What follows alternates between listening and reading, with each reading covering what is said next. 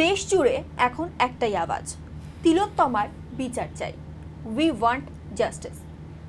আরজি করের নৃশংস ঘটনার প্রতিবাদে নেমেছে প্রায় সকলেই।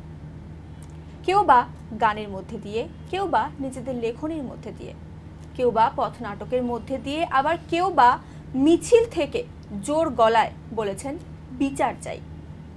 শিলিগুড়িতেও বিচারের দাবিতে দেখা গিয়েছে বহু কর্মসূচি। এবারে গানের মধ্যে দিয়ে বিচার চাইলেন শিলিগুড়ির সঙ্গীত মহলের সঙ্গে যুক্ত এক ঝাঁক শিল্পীরা। আজ আমাদের সঙ্গেই স্টুডিওতে রয়েছেন তারা। তাদের এই গানের নাম বিচার পাবে তিলোত্তমা। তাদের সঙ্গে প্রথমেই আমরা পরিচয় করব। আমাদের সঙ্গে স্টুডিওতে রয়েছে দেবজিৎ সরকার, আমাদের সঙ্গে রয়েছে বিনোদ, আমাদের সঙ্গে রয়েছে সুমন দাস, রয়েছে দেবস্মিতা সরকার, রয়েছে বলরাম প্রসাদ, রয়েছে উপাসনা বিষ্ণু। তোমাদের সকলকে আমাদের স্টুডিওতে স্বাগত। গানের মধ্যে দিয়ে প্রতিবাদের স্বর বারংবার উঠে এসেছে বিভিন্ন সময়। তোমাদের এই যে প্রতিবাদের গান, সেই প্রতিবাদের গান নিয়ে আজকে আমরা প্রথমে শুনতে চাইব। এই গানটা কি এবং এই গানটা কিভাবে লেখা হয়েছে, কি মনে করে লেখা হয়েছে এবং কে লিখেছে? গত 9 আগস্ট যে ঘটনাটা হয়েছে আমাদের রাজ্যে, যার জন্য এত তোলপাড় হয়েছে গোটা রাজ্য সহ গোটা দেশ বিশ্ব, তো সেই ঘটনাটা দেখে আমরা আর্টিস্ট সকলে, তো আমাদের প্রতিবাদের ভাষাই হচ্ছে গান। তো ঘটনাটা যখন 9 আগস্ট ঘটে, মোটামুটি অ্যারাউন্ড 15 আগস্ট নাগাদ আমার মাথার মধ্যে কিছু কথা ঘোরাফেরা করতে থাকে, কিছু শব্দ। তো সেগুলোকে জাস্ট নোট ডাউন করেছি। নোট ডাউন করার পরে কেন জানি না ভেতর থেকে একটা সুরগুলো পরপর চলে আসে।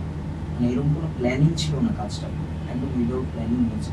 সুরগুলো পরপর চলে এসে তারপর জাস্ট একটা মোবাইলে হালকা রেকর্ড করার পর ভাবি যে এই যে বিচার পাবে তিলোত্তমা, যে আমাদের গানের যে বুক লাইন টাইটেলটা, তার বিচারের দাবি যে আমরা এত পথে নামছি, আন্দোলন করছি, এবং এই যে গান, তো সেটা একা যদি আমি গাই সেটা মানানসই হবে না।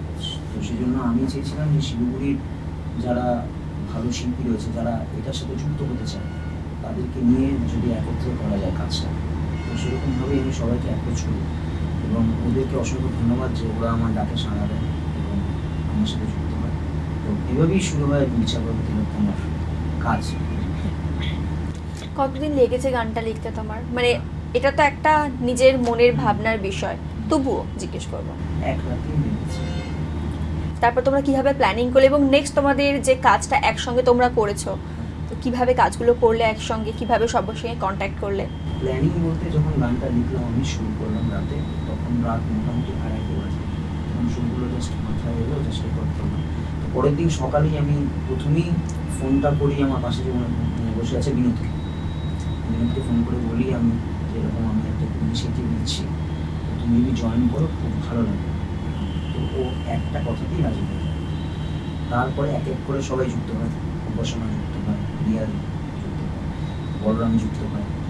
তারপরে আমরা ভাবি যে গানটাকে নিয়ে যদি এগোই ভালোভাবে, মিনস হচ্ছে এখন তো গানটা শুধু গান গাইলেই তো হয় না, মিনস মানুষকে আমাদের জানাতে হবে যে কারণ এটা তোমাদের প্রতিবাদের ভাষা। একদমই আমরা চাইছি যাতে মানুষ আমাদের সাথে যুক্ত হয় এই গানটার মাধ্যমে, তাদের যে প্রতিবাদটা সেটা যাতে জানায় আমাদের এই গানটার মাধ্যমে।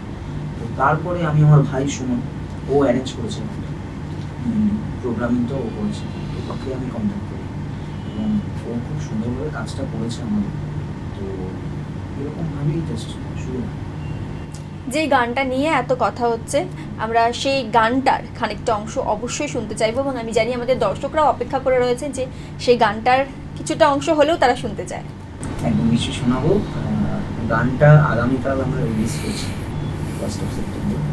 তো দর্শকদের কাছে এটাই অনুরোধ করবো যে গানটা শুনবে, যদি ভালো লাগে অবশ্যই আপনাদের যে প্রতিবাদটা সেটা একটা শেয়ারের মাধ্যমে জানাবেন। একদম। তো গাইছি গানটা ছোট করে সবাই।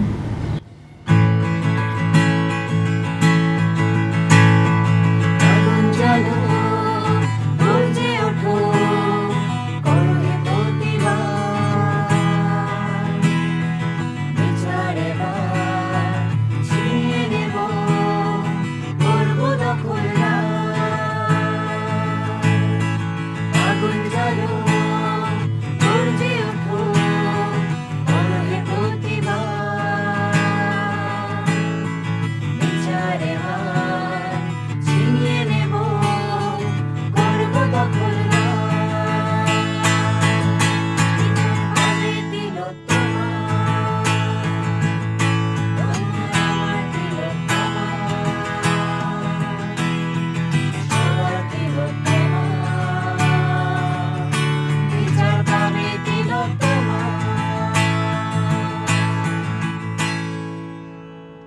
এটাই শিলিগুড়ির এই সঙ্গীত শিল্পীদের, তাদের কিন্তু প্রতিবাদের ভাষা, তাদের প্রতিবাদের গান বিচার পাবে তিলোত্তমা, যেটা আগামীকাল রিলিজ হবে। তবে তার আগে আজকে তারা আমাদের সঙ্গে স্টুডিওতে এসেছে এবং তাদের এই যে পদক্ষেপ তারা আমাদের সঙ্গে শেয়ার করেছেন, আপনাদের সকলের সঙ্গে শেয়ার করেছেন।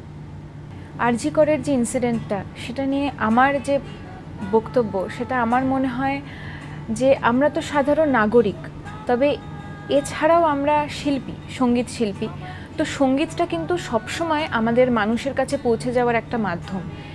এক্ষেত্রেও আমরা সঙ্গীতের মাধ্যমে চাইছি লোকের মনে পৌঁছে যেতে, লোকের মনে প্রতিবাদের যে আগুনটা জ্বলেছে সারা দেশ জুড়ে, সারা বিশ্ব জুড়ে, সেটা যেন থেমে না থাকে, সেটা যেন এই বিভিন্ন গান, বিভিন্ন প্রোটেস্ট সব কিছুর মাধ্যমে যেন যতক্ষণ না আমরা জাস্টিস পাচ্ছি ততক্ষণ যেন এটা চলতে থাকে, এটা বজায় থাকে, সেটারই একটা আমাদের প্রচেষ্টা, আমরা যেন জাস্টিসটা পাই শেষ অবধি। Thank you. আমরা চাচ্ছি আরজি করের মতন আরও ঘটনাও যাতে কখনো না হয় এবং এইভাবে অন্যায়ের বিরুদ্ধে আমরা যেন বারবার সোচ্চার হতে পারি, সেটাই একটা আমাদের এই প্রচেষ্টার মাধ্যমে। এবং আমরা চাই যে যতদিন না বিচার পাচ্ছি আমরা কিন্তু প্রতিবাদটা ভুলবো না, এবং গানের মাধ্যমে হোক, মিছিলের মাধ্যমে হোক, যেভাবেই হোক প্রচেষ্টা চালিয়ে যেতে হবে, আমাদের বিচার পেতেই হবে। আরজি করে যে ইস্যুটা, সেটাকে নিয়ে আমরা যে প্রতিবাদের গানটা তৈরি করেছি, সেই আমাদের সকলেরই ভরসা আছে যে আমরা বিচার নিশ্চয়ই পাবো। তো সেই বিচার পাওয়ার আশাতেই আমাদের এই গান, আমাদের বিচার পাবো উত্তম। আগামীকাল রিলিজ হতে চলেছে 1 সেপ্টেম্বর আমার অফিসিয়াল ফেসবুক পেজ সরকার এবং অফিসিয়াল ইউটিউব চ্যানেল। আপনারা সবাই অবশ্যই গানটা শুনবেন এবং কেমন লাগবে জানাবেন অবশ্যই, এবং একটা শেয়ারের মাধ্যমে নিজেদের যে প্রতিবাদটা সেটা অবশ্যই। তিলোত্তমার বিচার চেয়ে শিলিগুড়ির সঙ্গীত শিল্পীদের এই গান তাদেরই প্রতিবাদের ভাষা, পাশাপাশি তাদের বিচারেরও আশা। এই প্রতিবাদ সফল হোক, যত মানুষ প্রতিবাদে সামিল হয়েছে তাদের সকলের প্রতিবাদ সফল হোক, যাতে এইরকম নির্মম নৃশংস ঘটনা আগামীতে ভবিষ্যতে আর কখনো কোথাও না ঘটে। তার জন্য বিচারের কিন্তু বড়ই প্রয়োজন। তাই প্রতিবাদ চলুক যতক্ষণ না বিচার পাওয়া যায়। আমাদের সকলের পক্ষ থেকে on behalf of my team আমি জানাচ্ছি শিলিগুড়ি টাইমসকে অসংখ্য ধন্যবাদ, এবং স্পেশালি তোমাকে অনেক থ্যাংক ইউ থ্যাংক ইউ আমন্ত্রণ জানানোর জন্য এবং আমাদের এই কর্মযজ্ঞে সামিল হওয়ার জন্য।